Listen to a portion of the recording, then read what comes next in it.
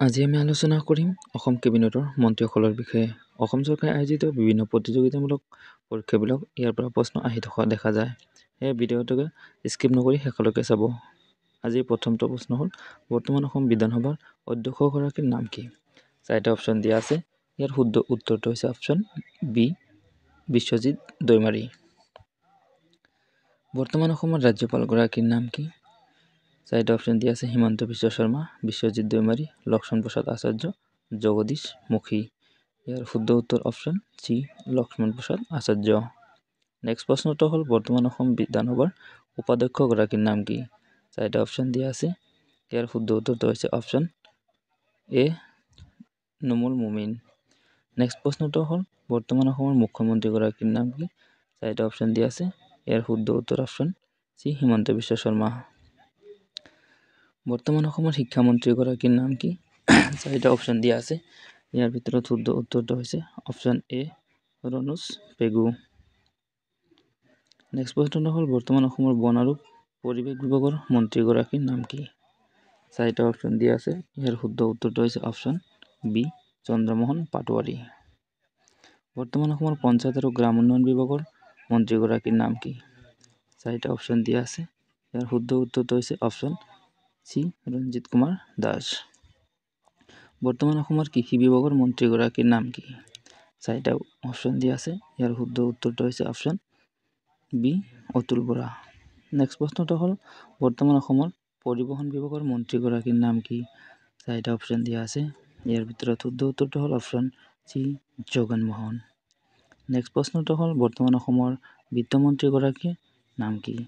চাৰিটা অপশ্যন দিয়া আছে। ইয়াৰ ভিতৰত শুদ্ধ উত্তৰ হ'ল option D, Ajanta Neog. Next প্ৰশ্নটো হ'ল, বৰ্তমান অসমৰ গৃহ আৰু নগৰ পৰিক্ৰমা বিভাগৰ মন্ত্ৰীগৰাকীৰ নাম কি? চাৰিটা অপশ্যন দিয়া আছে। ইয়াৰ ভিতৰত শুদ্ধ উত্তৰ হ'ল option D, Jayanta Malla Baruah. Next প্ৰশ্নটো হ'ল, বৰ্তমান অসমৰ খাদ্য আৰু গ্ৰাম্য পৰিক্ৰমা বিভাগৰ মন্ত্ৰীগৰাকীৰ নাম কি? চাৰিটা অপশ্যন দিয়া আছে। পৰিমল শুক্লবৈদ্য, কৌশিক ৰায়, অতুল বৰা, জয়ন্ত মল্ল বৰুৱা। ইয়াৰ শুদ্ধ উত্তৰ হ'ল অপশ্যন বি, কৌশিক ৰায়। নেক্সট প্ৰশ্ন হ'ল, বৰ্তমান অসমৰ হস্ততাঁত আৰু বস্ত্ৰ বিভাগৰ মন্ত্ৰীগৰাকীৰ নাম কি? চাৰিটা অপশ্যন দিয়া আছে। পৰিমল শুক্লবৈদ্য, কৌশিক ৰায়, উৰ্খাও গৌৰা বৰ্ম, জয়ন্ত মল্ল বৰুৱা। শুদ্ধ উত্তৰ হ'ল option C, Urkhao Gwra Brahma.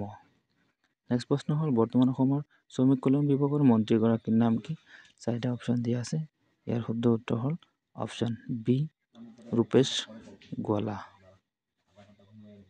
Next প্ৰশ্ন হ'ল, বৰ্তমান অসমৰ সংসদীয় পৰিক্ৰমা আৰু জলসম্পদ বিভাগৰ মন্ত্ৰীগৰাকীৰ নাম কি? চাৰিটা অপশ্যন দিয়া আছে।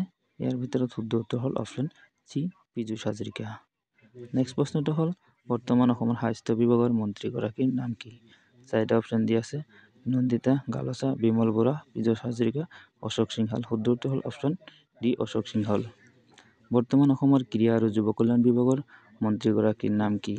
চাৰিটা অপশ্যন দিয়া আছে। ইয়াৰ শুদ্ধ উত্তৰ হ'ল অপশ্যন এ, নন্দিতা গালোচা। নেক্সট প্ৰশ্ন হ'ল, বৰ্তমান অসমৰ সাংস্কৃতিক পৰিক্ৰমা বিভাগৰ মন্ত্ৰীগৰাকীৰ নাম কি? চাৰিটা অপশ্যন দিয়া আছে। ইয়াৰ শুদ্ধ উত্তৰ হ'ল option B, Bimal Bora. Next প্ৰশ্ন হ'ল, বৰ্তমান অসমৰ শক্তি মন্ত্ৰী গৰাকীৰ নাম কি? চাৰিটা অপশ্যন দিয়া আছে। ইয়াৰ শুদ্ধ উত্তৰটো হ'ল option A, Prashanta Phukan. Next প্ৰশ্নটো হ'ল, বৰ্তমান অসমৰ ৰাজমন্ত্ৰীগৰাকীৰ নাম কি? চাৰিটা অপশ্যন দিয়া আছে।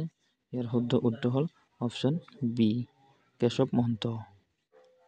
ভিডিঅ'টো ভাল লাগিলে চেনেলটো ছাবস্ক্ৰাইব কৰিবলৈ নাপাহৰিব। ধন্যবাদ।